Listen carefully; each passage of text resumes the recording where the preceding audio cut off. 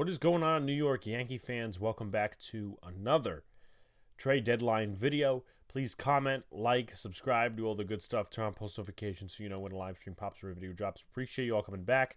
Also, share this out. We will be doing a trade deadline stream at 3:30 on August 1st, so be sure to be there, as we'll have a couple of different writers and podcasters on from a couple of different networks to help us look at the rest of the league. And, obviously we'll react to what happens that day because we think it's going to be a big day. Anyway, so another trade deadline video. Last week we did Juan Soto. This week is going to be Cody Bellinger week. And I figured, it's the All-Star break, so you might as well go over another candidate, and Cody Bellinger, a former All-Star himself, fits into the mold. Now, let's just get two things straight right away before we look at Cody Bellinger's resume. His dad played for the Yankees, two-time World Series champion, and he has absolutely zero relation to New York Giants tight end Daniel Bellinger. Just wanted to make those clear, and I know there's going to be a battle of the Bellingers, maybe, if Cody gets traded here. But anyway, with that being said, the Cubs aren't necessarily in great position right now. Obviously, they just beat the Yankees in the series, so they're probably feeling a little bit good about that. 42-47, they're about 7 games out of first place. Out of a wild card spot in the bum National League, they're about 6.5, so about almost the same in terms of those areas and, making the playoffs and whatnot. But as for Bellinger's resume, he's got a lot of accolades. Two-time All-Star, World Series champion in 2020, won NL MVP in 2019, NLCS MVP in 2018, Silver Slugger and Gold Glove in 2019, All MLB First Team in 2019, and, this one should ring a bell, New York Yankee fans and pretty much everybody. Well, he was NL Rookie of the Year in 2017, so just imagine if the Yankees traded for Bellinger, they'll have the 2017 Rookie of the Years for both leagues on the same team. So, blast from the past. That's got to be, hold on, let's do the math here. 6 years ago. We're all getting old. Just wanted to remind you guys. But anyway, as for Cody Bellinger, he's having a good season this far. 298, 11 stolen bases, 9 home runs, 29 RBIs, 65 hits, and 218 at-bats, and 846 OPS. As for his last 7 games before the All-Star break, 462, 2 home runs, 6 RBIs. Last 15 games, 2 home runs, 7 RBIs, 436. And last 30, 297, 2 home runs, 11 RBIs. So in terms of all of that, really within the last month, he hasn't been hitting a lot of home runs, but we can say this about Cody Bellinger.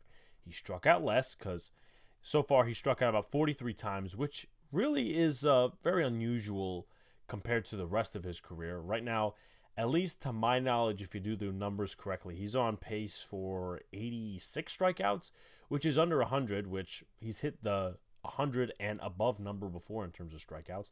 But he's also hitting the ball more in terms of not home run-esque. He's hit 2 home runs within the last month. That should tell you something. But in terms of reasons to trade, which we can skip to right now, quality lefty bat, he's going to take advantage of that short porch in right field, as we saw him do when he faced Carlos Rodon. He hit that home run. Cubs won that game, not just because of Bellinger, a couple other things as well, but just to show you what Cody Bellinger can do if his home was Yankee Stadium for half the season. So quality lefty bat there. The Yankees need them. The Yankees need quality, versatile players and quality, versatile lefty bats because Anthony Rizzo's there. Obviously, he's going through some wicked slump. Oswaldo Cabrera, that's not a lefty bat. I mean, he can't hit the ball. I'm going to be honest with you guys. He shouldn't be in the majors. This is not me trying to hate on a guy, but his plate discipline sucks. His eye for a pitch sucks. As far as other lefty bats go in the Yankees lineup, Bowers is on the IL. Calhoun is on the IL. They're not calling up Estevan Florial. Greg Allen, he's on the IL. They say he's going to come back soon, which we'll see when that happens. But the Yankees need a quality lefty bat, and they need someone in the lineup that other pitchers will respect. Now, also in terms of walks this year, I just thought I'd add this in. He's got 20. He's not a huge walk guy if you look at his career and stuff like that. He's not like Juan Soto in that area. But something positive to reflect on, though, versus left-handed pitchers, Bellinger, 5 home runs, 10 RBIs, 338 batting average, and a 1.063 OPS. So that's very good. I mean, obviously, you would like hitters that can hit their own, style in a way. And I know I'm bullshit explaining this, but lefties against lefties, I mean, that's usually a mismatch for the hitter. Bellinger, it's not a mismatch. He actually does a little bit worse against righties, but it's still acceptable. 280, 4 home runs, 19 RBIs.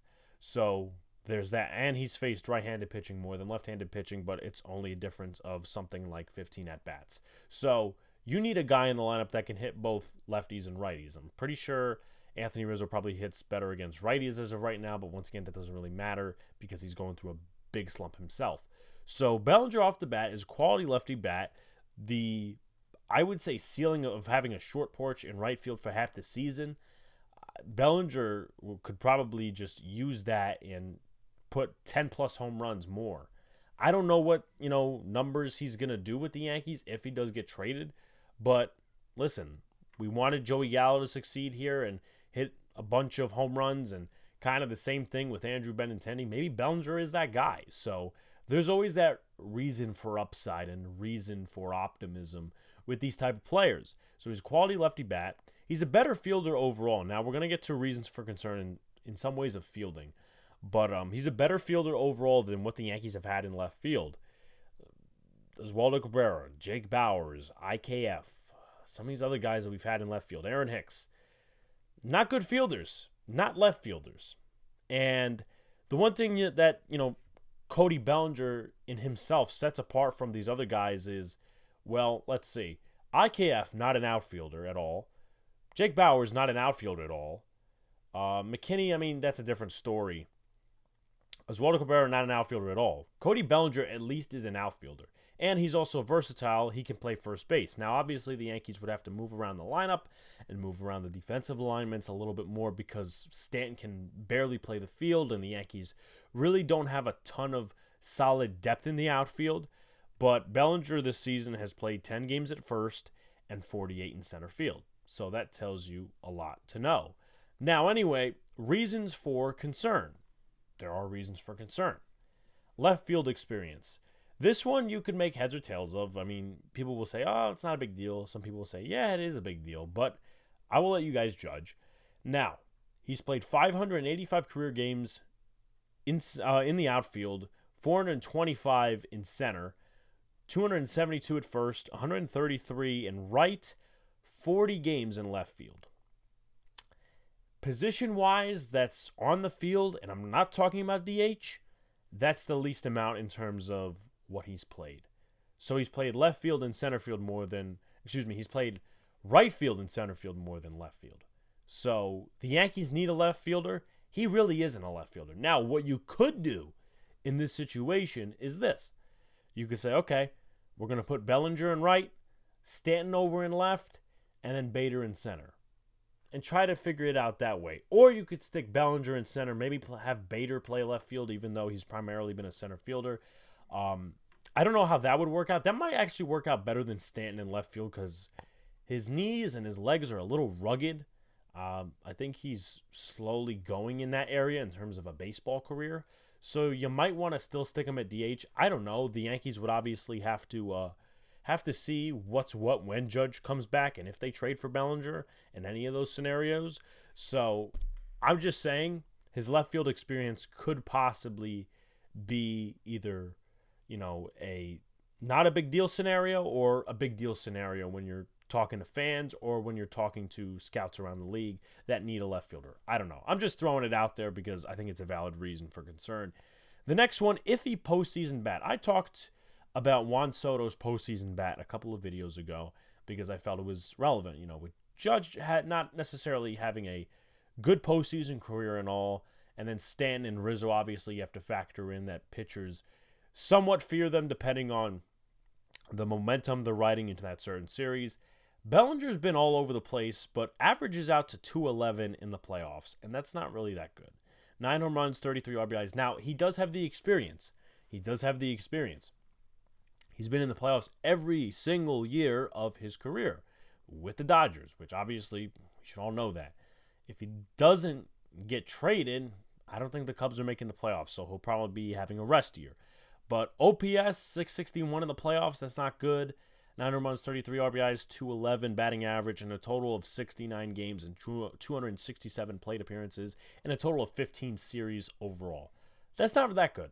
That's not that good. And I just have a problem with the consistency overall with Cody Bellinger. And I'm not trying to hate on the guy because a lot of people see him as a fit for the Bronx or whatever. I'm not trying to be that guy that just gives a different opinion to give a different opinion. I'm genuinely a little worried about Cody Bellinger. Now, the lack of consistency. You look at the past few years, Bellinger's had a tricky career. He's had a tricky career. Now, I bet there maybe was an injury or two that affected him. But let's take a look at last year. And this year for him is out of character, and I'll explain that in just a second. Last year with the LA Dodgers, 19 home runs, 68 RBIs, 150 strikeouts, 210 batting average. Not ideal. Especially, well, let's see, if you're looking at a Yankee team who loves to strike out and hit a ton of home runs. 2021, he played 95 games, 165. 10 home runs, 36 RBIs, 94 strikeouts. The COVID year, you can make heads or tails of because it was a COVID year. It was a mishmash. 12 home runs, 30 RBIs, 42 strikeouts, 239 batting average. That's what I'm scared of. Now, why all of a sudden would he be playing this well? He is on a one-year contract. You got the mutual option next year, 2024. But as of right now, as it stands officially, 1 year, about $17 million, but adjusted salaries at 12. So that's not terrible for Cody Bellinger and the New York Yankees in terms of, a beneficial relationship mutually. But my problem is the consistency with Cody Bellinger. Consistency. And we all know that obviously the highs are high in terms of upside and the lows 165. I mean, that shit's scary. That is scary. I don't want a Joey. And I don't think, listen, if Cody Bellinger comes here and he totally implodes, I don't think it's going to be Joey Gallo level because I think Cody Bellinger, he was at the top of the league at one point. I don't think he's at that level anymore. Despite him playing, this 1 year, 298, and all these other different statistics, I don't think he's at the level he was a couple of years ago. My personal opinion. And also, this isn't the first time a Chicago Cub within the last year or two has played like this on a contract year. Because Ian Happ, right? Last year, you saw all these different people wanting to trade for him. He was hitting 270-something, 280-something, whatever. Totally out of characteristic numbers. Then he gets the contract extension, boom, back to 247, on pace to strike out over 100 times, 7 home runs. That's not the hitter I want for the New York Yankees. And I don't think that's just overall a fit for the team. I don't think it is. But Ian Happ is a separate video, maybe. I don't even think I'm going to do a video on him. But my concerns, again, left field experience, iffy postseason bat, and his overall consistency.